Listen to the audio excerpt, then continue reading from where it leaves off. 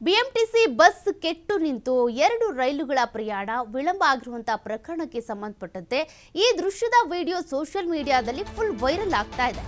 ಸುರಕ್ಷತಾ ಕ್ರಮಗಳ ಬಗ್ಗೆ ಜನಸಾಮಾನ್ಯರಿಂದ ವ್ಯಾಪಕ ಚರ್ಚೆ ಆಗ್ತಾ ಇದೆ. ಬಿಎಂಟಿಸಿ ಬಸ್ ಕೆಟ್ಟು ನಿಂತು 2 ರೈಲುಗಳು ಓಡಾಡದೆ ವಿಳಂಬ ಏನಾಗಿತ್ತು ಅದಕ್ಕೆ ಸಂಬಂಧಪಟ್ಟಂತೆ ಈ ದೃಶ್ಯದ ವಿಡಿಯೋ ವೈರಲ್ ಆಗ್ತಾ ಇದ್ದು ಸಾಕಷ್ಟು ಚರ್ಚೆ ಆಗ್ತಾ ಇದೆ. ಸುರಕ್ಷತಾ ಕ್ರಮಗಳ ಬಗ್ಗೆ ಜನಸಾಮಾನ್ಯರು ಪ್ರಶ್ನೆ ಮಾಡ್ತಿರೋದು.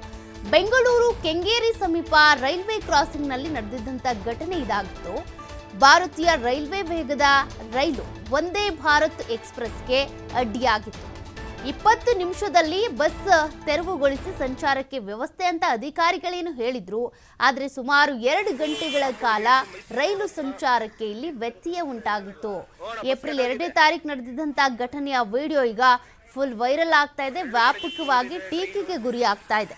ಬಿಎಂಟಿಸಿ ಬಸ್ ಕೆಟ್ಟು ನಿಂತು 20 ನಿಮಿಷದಲ್ಲಿ ತೆರವುಗೊಳಿಸ್ತೀವಿ ಅಂತ ಹೇಳಿದ್ರು ಅಧಿಕಾರಿಗಳು. ಆದರೆ ತೆರವುಗೊಳಿಸೋದಕ್ಕೆ 2 ಅವರ್ ತೆಗೆದುಕೊಂಡ್ರು. ಅಂದ್ರೆ 20 ನಿಮಿಷದಲ್ಲಿ ಆಗ್ಬೇಕಾಗಿರುವಂತ ಕೆಲಸ 2 ತಾಸುಗಳಲ್ಲಿ ಆಗಿದೆ. ಇದರಿಂದಾಗಿ 2 ರೈಲುಗಳ ಸಂಚಾರದಲ್ಲಿ ವ್ಯತ್ಯಯ ಆಯಿತು, ಪ್ರಯಾಣಿಕರಿಗೆ ಅನಾನುಕೂಲ ಉಂಟಾಯಿತು. ಹಾಗಾದ್ರೆ ಅಧಿಕಾರಿಗಳು ಇಷ್ಟೇನ ಜವಾಬ್ದಾರಿ ತೆಗೆದುಕೊಳ್ಳೋದು ಯಾಕಿಷ್ಟು ನಿರ್ಲಕ್ಷ್ಯ? ಪ್ರಯಾಣಿಕರ ಸುರಕ್ಷತೆಗೆ ಸಂಬಂಧಪಟ್ಟಂತೆ ನೀವೇನ್ ಕ್ರಮ ಕೈಗೊಳ್ತೀರಾ ಅಂತ ವ್ಯಾಪಕ ಟೀಕೆಗೆ ಗುರಿಯಾಗಿದ್ದಾರೆ ಅಧಿಕಾರಿಗಳು.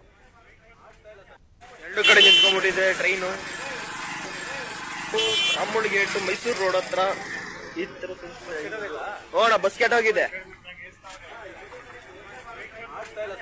2 ಕಡೆ ನಿಂತ್ಕೊಂಡ್ಬಿಟ್ಟಿದೆ ಟ್ರೈನು.